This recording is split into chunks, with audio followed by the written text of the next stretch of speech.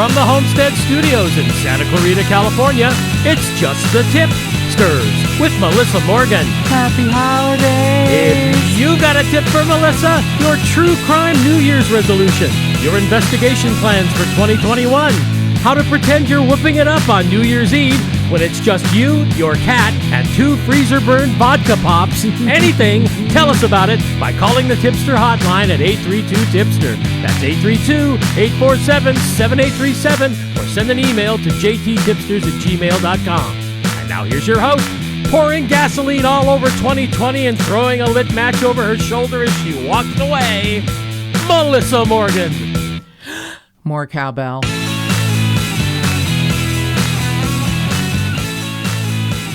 I just don't think it's my place to light a match. And I mean, that's my plan for like a lot of things in life, is to light a match, throw it over my shoulder and just keep walking. Yeah. But it's not, I don't feel like it's my place to do. Really? To do the 2020. And it's not my job. I don't know. All right. Well, that's actually a very good attitude. Yeah. No, it's not my place. Look, I get it. This has been a real shit time for a lot of people. 2019 was still worse for me. I'm sorry. Yeah. It just was. There's nothing real great about this year, except I'm trying to find the bright spots. And the bright spots I can find, I'll be honest with you, is boiled down to creativity. It's boiled down to those who have had their lives upended, their businesses, all but sucked away from them, and yet they have come up with creative ways to keep plugging forward. Oh yeah, indeed. I mean, the creativity is the thing that I hold on to. It's the life preserver that's keeping my head above water right now. Humans are amazing creatures. They really can. So survive. Resilient. Yeah, so resilient. Just I'm amazed at. I just know me, and I know if I had some sort of a business that, required, I was in the business of, being around people a lot and, actually maybe even touching them or hugging them. And, I don't want to teach yoga via Zoom I just don't. And yeah, I can understand that. And God bless the people that do. That's what I mean. The creativity of those yoga instructors that are moving forward and doing what they do beautifully and are okay with this new paradigm and are still able to connect. And I love that. I'm just not that person, and I'm trying to be. I have had so many students, say, "Would you please teach a Zoom class?" And I'm like, I would, but no. I mean, your practice really is a lot of touching, right? And it's being not in the even same so room. much that Being it in is. The same room. That is what it is. It's creating a space for people to have their own experience, let their bodies relax or think or feel whatever they have going on. I'm just sort of the person driving the bus. They're the ones who are having the experience, and it's just difficult to do. I'll just be honest, but there are so many classes that are thriving online, and I'm grateful for that, because all of the things that I think are going to fall by the wayside are crushing. I heard a statistic, I don't know if it's true, but that 1/4 of all restaurants in the state of California are either closed temporarily or may shut for good. And that is heartbreaking. Yeah, I've actually heard statistics that are higher than that. Well, 1/4 of every restaurant in California closing temporarily or forever seems overwhelming. And if the statistic is higher, I don't know if I can wrap my head around it. So yeah, I don't want to start talking about all downer, depressing things, because I swear to you, 2019 was still worse. So moving forward. Yeah. Well, we had a good Christmas too. We had a nice Christmas. We had a lovely Christmas. Just producer Mark and myself and our asshole dog Siren, and he got me a purse that I apparently asked for and forgot. That's great. That's one of the great things about being married to Melissa, is that she will ask me for stuff, And then she'll forget that she asked. I mean, of course, and as soon as she asks, I just go, okay. And like 5 minutes later, I bought it. I didn't even know he could find it. I thought it might be too hard to find, but it is a purse with a unicorn on it. But it's a surprise all over again on Christmas. Totally. Didn't remember asking for it. I'm like, oh my God, this is amazing. Oh, wait, did I ask for that a couple months ago? Yes. Did I send him a link? And he just... You did. He found it in me. I think I said something like, hey, could you let Santa know I want this? And then I spent the rest of the, late fall saying, I don't want anything. I don't need anything. I have everything. Please don't get me anything else. I don't want anything. But, producer Mark. Oh, I got her a couple things. Yeah, he did. I got an amazing serial killer book about serial killers during the 70s, which they think is the biggest decade for serials. I really more think it's 80s, but it's it's up there, 70s and 80s were the decades for the serials. So that's going to be interesting. He got me a true crime page a day calendar, which I already have bought myself one. So we're going to be giving that away to a tipster. Yes, my dumbness, my stupidity, not knowing that she had it is going to be your benefit. It wasn't dumb. It's just that he doesn't follow me on Instagram because he doesn't have an Instagram account. So I think I posted there that I bought myself the page a day calendar. So I don't feel so bad. No, I don't know why you should expect to know every detail that I post on social media of my sad little twisted life. But I did purchase for myself the page a day calendar, which the original one was given to me 2 years ago by Tipster Debbie, and I loved it so much. I think I bought myself one last year, or maybe producer Mark bought it for me, and then I brought myself this one this year. This will be my third one because it's just fantastic. I love it. So we haven't figured out a contest. Maybe it's just like if you hear this episode, either send us a message on the Facebook page or send us an email at jttipsters@gmail.com saying you want to be entered for the page a day calendar, which is really nice, by the way. And we will put everyone's name in a hat and draw it out. Yeah, let's just do that. So we're going to be taking a week off, so we will calculate we will accumulate all the entrants. How about if we give it a cutoff date of January 4th? Okay. And then we will pick the winner and mail it to you January 5th. And then hopefully you'll have it by the 12th when the next episode comes out. Does that make sense? We're giving you a cutoff date of January 4th, which we will post on social media, and just email us or Facebook us. Email us at jttipsters@gmail.com. Facebook us on the Facebook page. Just the Tipsters, the True Crime Podcast, I think is what it's called. Just the Tipsters, True Crime Podcast. There you go. It's the colon that makes it special, I think. It does. And so you can send us, you can inbox us there, and we're going to put everyone's name in a drawing because I love this. And I thought maybe, producer Mark should just return it to the bookstore he purchased it at. And I thought, you know what? Why don't we give this away? Because it's such a great gift. I loved getting mine. It is. And this is when we just invented this contest right here on the fly. A contest being invented in real time. Yeah, we're inventors, if nothing else, of contests. So you're going to tell them about the other gift that I gave you? Oh. Come on. Okay, so I have trouble accepting things. Probably easy to hear that in my voice. Yeah. 20 years ago on Christmas Day, producer Mark and I were engaged, and we were spending Christmas in Kentucky with a family friend, and we woke up and he had the gift beside the bed, is what he said. I don't even remember. Yeah, she doesn't even remember.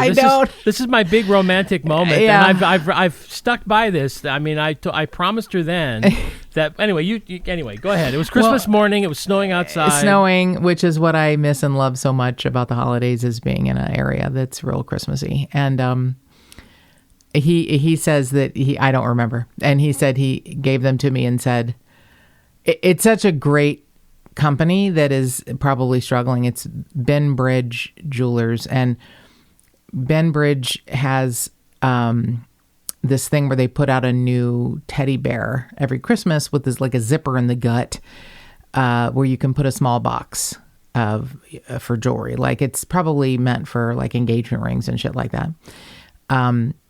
But I opened all my presents and there was one left this year, and I opened it up and I was like, no, you didn't. No, you didn't. But they have such a fantastic program. I've never heard of this. It's a lovely thing they offer. Obviously 20 years ago, we, didn't have a lot of money, and we were getting married 10 months later, and producer Mark got me the 1/4 carat princess cut square diamond earrings. And I'd never had diamond earrings, and I loved them, and very much, and wore them for a very long time. And when we moved here in 2007, one of them went down the bathroom sink, and I called the previous owners, who we're still friends with, crying, and the husband came over and got it out of I think they call it a pee trap, but it's not for urine. It's shaped like a pea, I think. Yeah. It's a piece of, pipe that, anyway, he got the little 1/4 carat diamond earring out of the sink. And we've had a couple of instances over the years. Apparently I lost another one at one point, and producer Mark bought me a replacement pair. So I still have one of the small ones in one of the holes in my right ear. I have a whole bunch of holes in my ears. Different things in my head, different holes in my head. And Benbridge has this program where you can, doesn't matter when, how long you want to do it. If you want to size up, you trade in the old ones, and they give you the purchase price for the old ones, and it goes toward the new ones, the larger ones. Yeah, so they give you the original purchase price that you paid for them back. Right. And you can buy the next, as long as you spend double that or more, you can get that taken off of your purchase. Yeah. And so I did not remember that it had been this long ago, but I do remember now. My mom had one really beautiful ring, and it had a hat, like a 1/2 carat solitaire in the middle, and it was like more of a cocktail ring that she had designed. It was someone who had given her the loose diamonds, and she had designed this, 1970s gold cocktail ring that was not my style, but it was my mom's pride and joy, her favorite possession. And I kept it in the jewelry box for 20 years. And 7 years ago, 2013, I decided, let's take my mom's diamond and have that center stone set into a different setting that's more modern, more my style. So we did that, and it turned out great. And we show up around our anniversary at Benbridge to pick up my ring, and the people behind the counter were like, "Oh, you got those earrings here, right?" And I was like, "Oh yeah, these are my husband got me these earrings. Well, let's clean them for you." And I'm like, "Okay, weirdos, whatever." So I take my earrings out of my ears, and they go back behind the counter and close the door in the back, and I'm admiring, my mom's diamond in this new setting that really is a beautiful thing, a beautiful reminder of Mark and my mom together. It's like I'm getting a hug from, the two most important people in my life, like every day. This ring is very special. And the woman comes back from behind the counter and hands me my earrings, and I go, "Oh, no, these aren't mine. These are much bigger." And she goes, "Oh, no, they're yours." And now I'm going to start crying. Then you take it from here. I had surprised her, and I bought her the next. We went from 1/4 carat to 1/2 carat earrings, and we have a picture of us in the store. Yeah. From 2013, and so this year I decided it was to see back in 2000, 20 years ago, when I gave her that first set of earrings. I said we're gonna gradually work our way up over the years as our marriage continues. We're gonna work our way up all the way until you get the full carat earrings in each ear. Well, this year was time. I decided it was time to move up to the 3/4 carat earrings in each ear. So it's a 1.5 carat total. And I surprised her on Christmas this year with the 3/4 carat earrings. Because I don't even think about it, and I love them and wear them, and you don't need to buy me bigger ones. And, from 2000 to 2013, I loved my 1/4 carat ones. And from 2013 to 2020, I loved my 1/2 carat ones. And these 3/4 carat ones make me look like Snoop Dogg. So Well, they don't. yeah, I look like a rapper. They look lovely. They're But beautiful. they do. They're beautiful, but I'm not a good receiver, and producer Mark is in trouble for spending the money. I was like, what are you doing? We don't know what the future holds. Life is so ephemeral. We never know. Yeah. We never That's know true. is the point. Yeah. But the picture, the people at Ben Bridge were so sweet. They came around the corner and took a picture of us, and I'm crying. My face is all red, and I have my hair behind my ears so I can show the earrings. This is in 2013. And Mark is smiling really big. Yeah, it's on our dresser. I can't believe it's been 7 years. They had balloons, or you had balloons? No, they had balloons there. Yeah. It was just the nicest experience. And then, I open up my last present on Christmas morning, and there's a little Ben Bridge teddy bear. And I'm like, what's happening? Why is this happening? And I open it up, and then Mark goes, well, he had a mask on, but I took it off. So he went and got the mask. And so the bear has a little purple mask on. They really are an amazing company. So we're going to take my half carat ones back and get the money back, because I'm like, Jesus, Mark, this is too much money. They worked it all out with me over the phone. Yeah. I mean, it was just amazing. So yeah, we got to go back now and get the exchange, so we're not paying for the whole shebang. Yeah, but, it's a nice trade to get half of the money back to put toward paying off these big giant wrapper earrings. Thank you so much, producer Mark. So yeah, I feel very ostentatious, but they are really beautiful. They are exquisitely beautiful. So just yeah. like you. Just like me. So that's producer Mark forced me to tell you that story, Tipsters. I would just tell you about my unicorn purse, because I was so happy about that, and my serial killer book. So there's that. So other gifts in our life are our beautiful Tipsters, and I couldn't remember the name of the male person who had become a YouTube subscriber, and it's Pablo Escobar. I don't think it's the drug king from Colombia. That's but really I don't know. his name? Well, no. Oh. When you're on YouTube, you could have different names. But yes, Oh, that's I the see. name. Okay, that he uses. That's the name of the YouTube viewer is Pablo Escobar. I don't think it's the Colombian drug lord, because he died in like 2013. But Well, we think he did. well, good point. We don't know for sure. Perhaps Pablo Escobar, the Colombian drug lord and narcotics king and terrorist, is a big fan of Just the Tipsters, but I'm not sure. But our other beautiful thing we want to say thank you to is Tipster Janet, who became our newest patron, who is just the most adorable girl. She is a pet sitter in Northern Kentucky, and she is the pet sitter of my best friend, Angela. And we didn't know, she didn't know.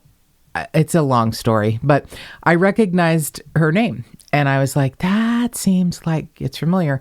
So I think it was the day before Christmas Eve, maybe. I think so. Yeah, I messaged my best friend and said, thanks for pimping out the podcast to your pet sitter. And she's like, I don't know what you're talking about. And I'm like, well, obviously you do, because your pet sitter became a new patron, and she wouldn't know about the podcast if it weren't for you. And she's like, I haven't spoken to her in a while, and she moved and we moved, and I texted her like a year ago, but she's not on social media. And I was like, what? So it turns out that the beautiful Tipster Janet didn't know that Angela was my best friend. And I recognized her name because when Angela has come to California to visit her late father and us, she would just tell me how much she loves this pet sitter. And she would send her pictures of the babies when she was there. And I mean, she just adores this pet sitter. And I just remember the name. So anyway, we are really grateful to Tipster Janet, who is just about the most adorable girl ever. And she knows that when I get to come back to Kentucky, that definitely coffee is on me. And Angela, by the way, Tipster Janet, Angela said she invited herself too. So there'll be three of us. If three of us could ever get together again, if the world is ever allowed to have, producer Mark met a friend the day before Christmas Eve for coffee, and the coffee place was closed until further notice. And so they went across the street to the competing coffee place, and you're not allowed to sit anywhere in or out. according to the lovely, California rules. And so they sat on opposite ends of a bench, like out in 46-degree weather, like two perverts on a concrete bench. He was on one end, I was on the other end, 6 feet away. In this beautiful little town called Montrose, along the foothills of San Gabriel Valley here, and it was the whole town was deserted. Yeah, you're not allowed out in. You just got to stay in. You got to stay in your bunker. You got to build a bunker under your house. We resisted. We went out and we were freezing cold, but we drank our coffee and had a wonderful couple of hours. Yeah, I'm glad you did that, even if you had to sit on opposite ends of a bench so you didn't get arrested for commingling or whatever it is that it's called. I don't know. Yeah, that too. So that's where we are, and yet 2019 was still worse. So I'm just letting you know, 2019 was still worse for me. And probably not for everyone, but for me. So speaking of our wonderful tipsters, our friend tipster Jennifer sent me this story, and I was like confused and blown away. And I'm like, why are you sending me this? And it turns out it's because she has a personal connection. Now, Jennifer is a very accomplished boss babe. So when she sends me this article about an arrest for a man who's 47, and she said, babysat him. And I'm like, what were you, the same age? Well, she babysat him when he was 12 and she was 14, but she was a very mature 14. But he is the reason she stopped babysitting. And I know tipster Jennifer, I know she's just been like, working probably most of her life. And what's one of the first things, if you don't deliver papers or mow grass, you can babysit. And it's a lot of people's first jobs is being a babysitter. You don't need a license. Typically you don't have to be driving yet. So she babysat this man and his younger brother, and he was so inappropriate at the age of 12 that she never babysat again. And that says a lot. Oh, man. She told me what he did, but she asked that I not reveal all of it. But he was so inappropriate at the age of 12 that she was like, I'm uncomfortable babysitting anymore. And she didn't babysit again. Wow. And I can tell you a parallel story. It didn't make me uncomfortable. It made me laugh, but it's a thing that happens sometimes. So I'm a, 14-year-old girl babysitting two, like maybe 7 and 8-year-old boys. Single father. I will be honest, was trying to fix him up with my mom because he was handsome. She was like, he's not my type. I was always trying to fix my mom up with someone. You're so cute. I'm just a troublemaker. That's what I am, nosy and a troublemaker. But I babysat he asked me, we were neighbors, and he asked me to babysit his 2 boys, and he worked a lot. And I think he was a little younger than my mom, and I thought he was very handsome, but she's like, look, back off, girl, just stop it. So I was babysitting these 2 little boys one day, and I'm sitting on the couch in their living room watching television, and they would alternately leave the room and then come back in. And the older one left and came back, and then the younger one left and came back. And I'm finally like, hey, what's going on? Is everything okay? And the older one goes, oh yeah, everything's fine. His penis is just swollen. Okay. Again or something. And I'm like, okay. I put my hand over my mouth and I'm like, oh, okay, well, we'll just keep that. Why don't you talk to Dad about that? Right. We'll just keep that to ourselves. So I am fairly sure I almost imploded in laughter. Their dad finally came home. I left and went home, and I'm pretty sure my mom found me rolling around the living room floor howling. And she's like, what is that? And I was like, they left the room to check their penises because they said they were swollen. And she's like, oh, God. So I didn't really babysit little boys again, unless they were baby boys. Yeah. But, it's a thing that happens, right? You got a little bit of what it's like to be a parent there. A little bit. A little bit. Yeah. Raising boys, that's one of the things that... Right. I never heard that one before. Because I never told you, because it was like the weirdest thing. Because immediately I'm like, were you bitten by bees? Oh my God. Or what? Yeah, they didn't know what to do with their, changing bodies. When and it happens, it's kind of scary. Blood flow. It would have to be. Your body's like, what's happening? But yeah, so they kept going into the bathroom independently of each other to check their swollen penises. And I was like... children, one day this will be a wonderful thing, but I don't need to know about it. You guys keep that to yourself and enjoy your swollen penises. I'm so glad we do this podcast because I learned so much shit that I never knew before. It's not a story I really wanted to share, but when, Tipster Jennifer said he did this very extraordinarily inappropriate thing, and he was older, he was 12. These little boys are like 7 and 8 maybe. Right. No, that's yes, that's it was different. age appropriate for them. This kid who is who's, I believe his behavior as a young person is going to show who he is as an adult, which is a monster, a true and utter monster, and why it took 18 years to get him arrested for a triple homicide. Some would say a quadruple homicide is what I would say. But Tipster Jennifer sent us the story of Jason Michael Walker from a small town in Georgia. And the thing that is, haunting, I think, for a lot of people in that town is that he stayed around there and they all knew him. And I think there were people who had an idea of who it was, but why it took so long to get him, I don't know. But producer Mark has the press conference from the Georgia Bureau of Investigation that was earlier in the month of December. Can you play that, producer Mark?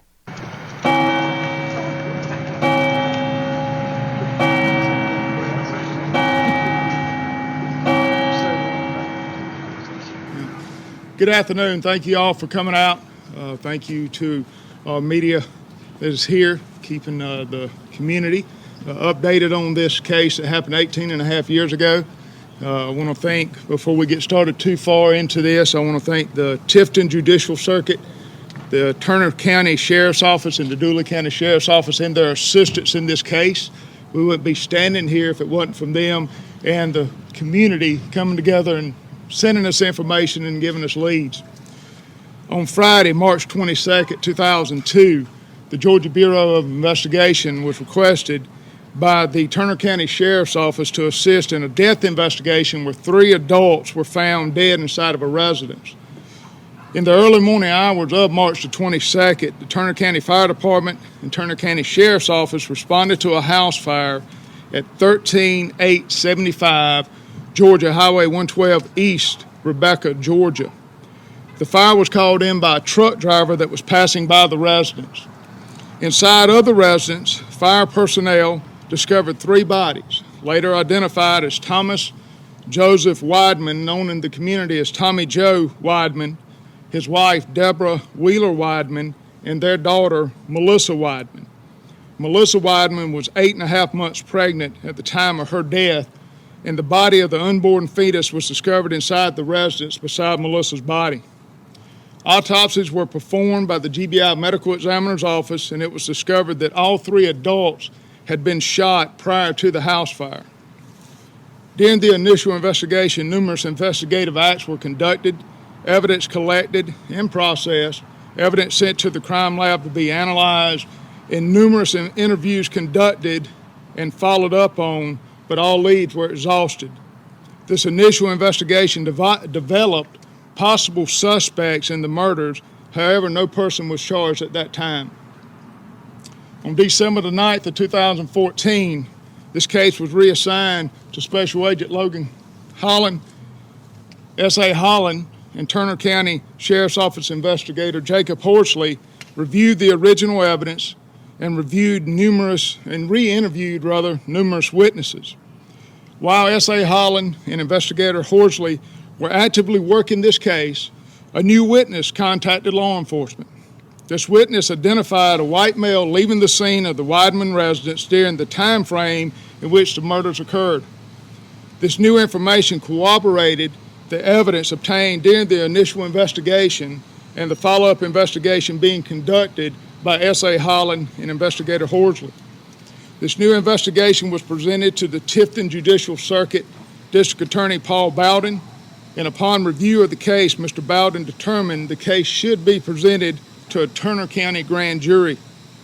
The Turner County grand jury met on December the 1st of 2020, and S.A. Holland presented to the grand jury the evidence in this case, which was developed since the murders were discovered.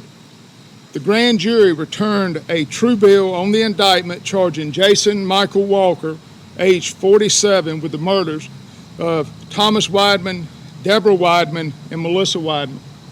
The grand jury also returned a bill against Walker charging him with aggravated assault, arson in the first degree, and feticide for the unborn child that through this investigation was determined to be the biological child of Jason Walker.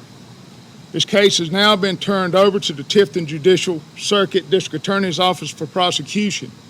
We are asking any person who believes that they may have information related to this case against Mr. Walker to please contact the Georgia Bureau of Investigation, the Turner County Sheriff's Office, or the Tifton Judicial Circuit District Attorney's Office.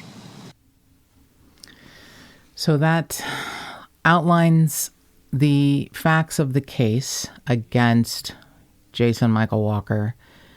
But what is so important to me is not what happened to these people, but hopefully we'll find out why. I think we can figure out why, but that these people were such wonderful people. No one deserves to have something like this happen to them, but these people were the epitome of a loving couple. They loved their only child. Their child was having a child. They were preparing for that. I mean, it's the story of this family, a family annihilation, is so overwhelming. And to think that Tipster Jennifer, babysat this monster and was so bothered by his behavior at the age of 12 that she didn't babysit anymore. I think that says a lot. And this is a small town in Georgia. It's about 120 miles south of Atlanta, I believe.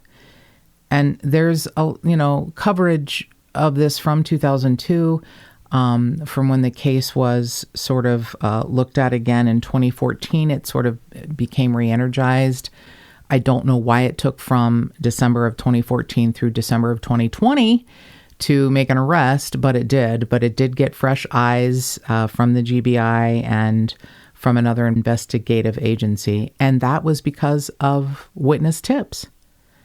And they're still asking for tips. And we're going to give the information as to how, if you know anything about Jason Michael Walker, if you know anything about March 22nd of 2002, of what happened, we ask that you call. We have two numbers you can call, and the GBI and the Turner County Sheriff's Office, but we have an anonymous tipster hotline that we'll give out also. So this story of the Widemans, Tommy Joe and Deborah, and their daughter Melissa, and their unborn granddaughter Abby,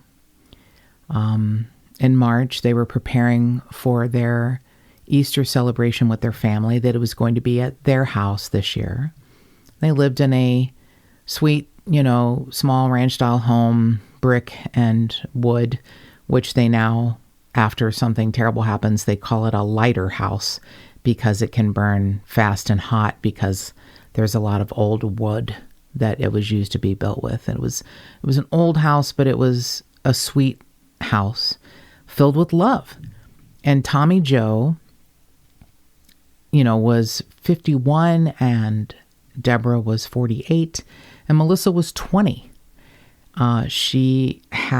Melissa had worked up until her 8.5 month of pregnancy at a law firm in an administrative position. And Tommy Joe was a tax assessor who was, he was like a chief property appraiser for Turner County, and he was the chairman of the county board of appraisers, which meant he also headed the tax assessor's office. So he was the kind of guy that, the tax commissioner said, Tommy Joe was so friendly. Everyone knew him. People would come into his office ready for a fight about their property taxes. But by the time they left, they would be smiling and laughing. And Deborah had started a small shop in the downtown business area called Oak Tree. It was a gift shop, but had bridal services attached to it too. And it was just a block from Tommy Joe's office. And Tommy Joe, after his work day, would stop by the store and spend Deborah's last hour of work with her. They would eat lunch together. It just, it reminds me of the Joe Bryan case, where Joe and Mickey Bryan were a teacher and a principal, and they spent all their time together. They, would have lunch together, and then when they weren't teaching during the off season, they would walk around their town holding hands, talking about study plans for students for upcoming years. And here's Tommy Joe, a block from his wife's shop. He finishes his work day at the tax commissioner's office and then goes and spends her last hour of her work day with her. And they've already had lunch together in the middle of the day.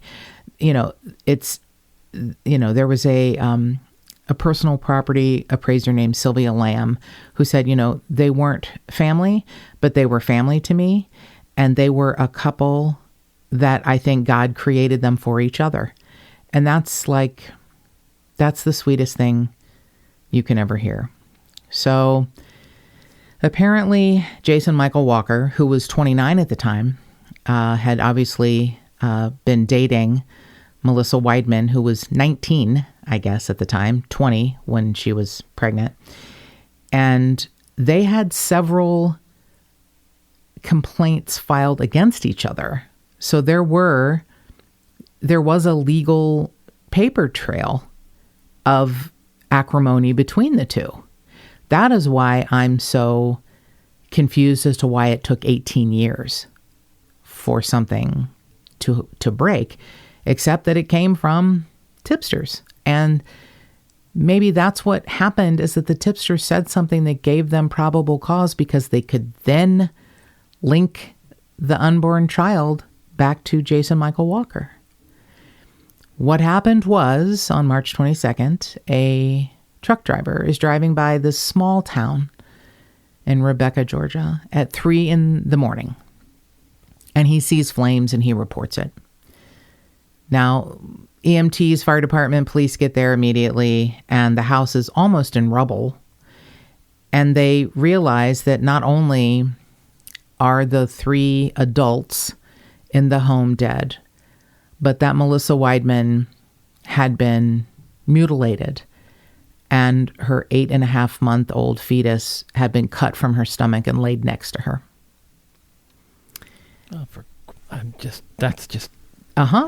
He cut the baby out and laid it next to his ex-girlfriend and shot them all in the head and set the house on fire. And the interesting part is that Tip-Sters came forward in 2014 saying a white male was seen leaving the house at the time that this happened. Now, how it wasn't thought of that the white male would be Jason Michael Walker from minute one, I don't know. But somehow the case went cold. The town couldn't forget. There were black ribbons on a lot of businesses for a long time. Again, some of the great coverage of the story is from the Atlanta Constitution. But, one of my favorite headlines is from about 2 weeks after the murder in the Atlanta Constitution in a Sunday article. I guess the Sunday paper is probably a larger type article where there's more in depth. But the headline is, "We're not Mayberry anymore." And this terrible murder changed this small little village in Turner County forever. It changed it forever. There is a man named Ben Becker, who was the editor of the Wiregrass Farmer. It's a weekly newspaper in Turner County about, crops and things that you grow. And it's the entire county is 9,200, a population of 9,200. Rebecca is 500. Now, Tipster Jennifer said that it's 400, but it's that kind of a small town. And things like this don't happen there. Things like that, they shouldn't happen anywhere. And they were all so stupefied. They were like, did some hardcore criminal come to our Mayberry? And how would Andy handle this? And they don't know. And they're like, now it's in our court and we don't know what to do.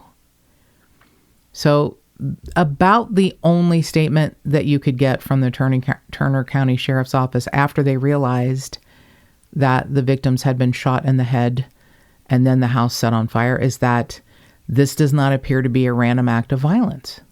Yeah, that makes sense. The fact that she was within 2 weeks of delivering her baby, the fact that the day of the murders that they were discovered, her Deborah Wideman's sister was about to send out invitations for Melissa's baby shower, and they were planning for their, the Easter celebration that would be held at the Wideman's home. I mean, this is not the kind of thing that happens there. But knowing that Melissa and Jason had filed complaints against each other, how is he not just the only person of interest? Well, right. The GBI official who was holding that press conference said the DNA did link Walker as the father of the fetus. So when did that DNA test happen? That is a great question, Producer Mark. I can't imagine it was just after his arrest in early December. He had other arrests. I don't know if they were arrests that would require that his DNA be taken. Well, wouldn't they have asked him early on? I mean, well, he doesn't mean he would have to do it. You can ask all you want, but you can't, be compelled. Right. So yeah, I mean, and they, had never, I'm sure they'd questioned him. I mean, you can hear in the press conferences, like people, suspects were questioned and they apparently felt like there was maybe more than one person they had to look at. But Tommy Joe and Deborah were so loved. I can't imagine at the age of 20 that Melissa had so many people in her life that they had to, question 100 people. It's like, everyone knew each other in this small town. Could this have been some random act of violence? No. Was there someone who wanted a baby and maybe it went bad? We've seen and heard so many terrible stories of strangers that, prey on pregnant women because they want a child, some sort of psychosis. But that would typically be a woman, and women don't typically shoot someone and then burn the house down. And if they cut a baby from a woman, they take the baby with them, unless the baby didn't survive. This is someone who was out to kill an entire family, including the child that would be his. He killed his own child. Which just is obscene, and you don't know, but nobody knows why, right? I mean, right. So it isn't that Jason Michael Walker was this upstanding citizen. Tipster Jennifer, knowing that there were problems in his young life, and she alluded to other problems that she didn't want to tell me, not that she knew about, but that others had intimated to her. She said that Jason's mother, he and his brother was a wonderful woman, that his stepfather was a sweet man and had been a principal of an elementary school. Jennifer thought his parents were doing a wonderful job, but maybe sometimes, someone comes into this world with these terrible kind of feelings and thoughts. And I will tell you that I left those chimes in the beginning of this audio clip because I thought it was important. And if you have a chance to look at the video clip, the person from the GBI stands at the podium and is about to speak, and the town church or city building 5 bells go off. And I thought it was poignant because he was about to talk, and you see him smile because he, knows that he needs to stop. They can't hear him. And then he begins to speak after the chimes. I just felt like it was, you can say it was from another source. You can say it was someone celebrating the fact that they were announcing that this fuckface had been arrested. I just thought it was, a perfect timing. I just thought it was an important thing to hear those chimes before he started speaking and explaining. So Jason Michael Walker, apparently a lifetime of being an asshole. He had an ex-girlfriend who spoke before the grand jury in September of this year, saying that he had threatened to kill her, that he had pointed a gun at her head and said he would kill her.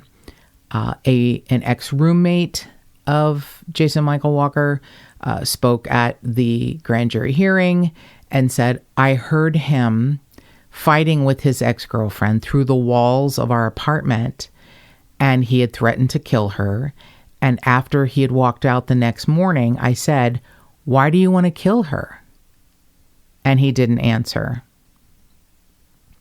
There were other witnesses, including members of the GBI and a special agent from the Turner County Deputy's Office, who said that they knew the only relationship between Jason Michael Walker and the Widemans was because of Melissa, but that it was a relationship that was pretty deep, and that he, had complaints filed against him.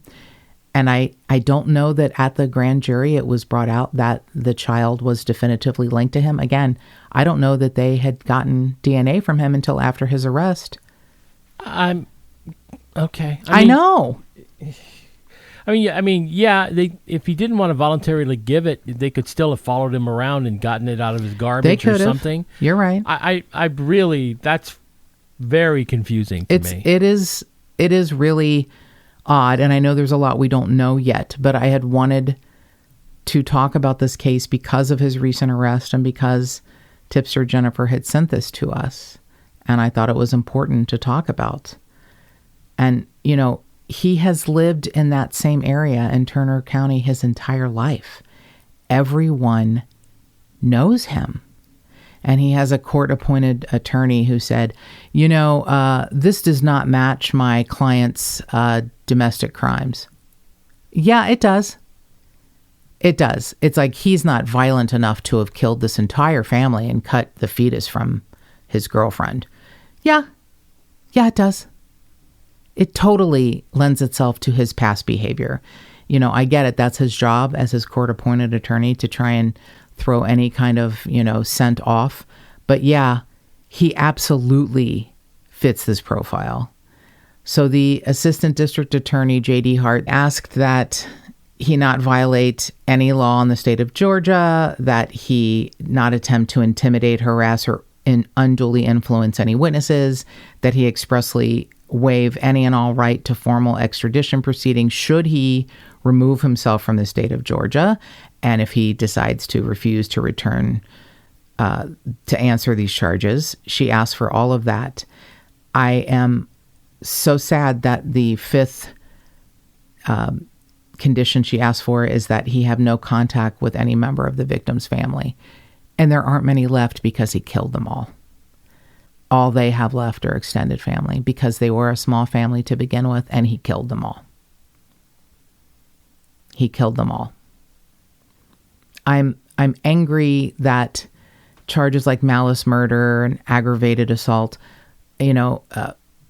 infanticide, or what was the word they used? God damn it. Feticide. Feticide. I'd never heard the term feticide, but The fact that they're not, he's being charged with 3 counts of murder. I'm not sure why it's not 4.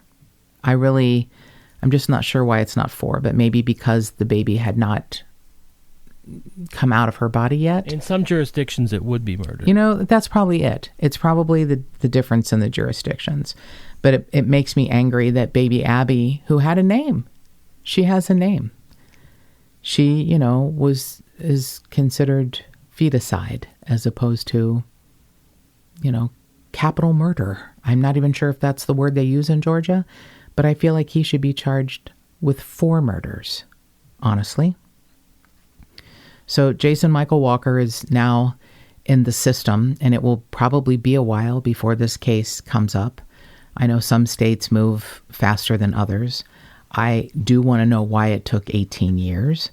I just feel like he should have been the first person of interest, and maybe no others, quite frankly, considering their life, the way they lived, the kindness they extended to neighbors and friends and family, the fact that everyone loved them. No one deserves this, but especially the Wideman family, who were making the best of what they had. Their daughter was working, preparing for the birth of her daughter. They were going to be a family, no matter who the father was. And he made sure that was never going to happen. That they were never going to be a family again in this realm. I guess maybe, depending on how you believe, the fact that they're a family in some other plane, maybe that's some saving grace, but that's not enough for me. That is not enough for me. Jason Michael Walker needs to atone for what he has done. If it is found that he is indeed the person who did this, I really hope that whatever judgment is brought down is enough for what he has done.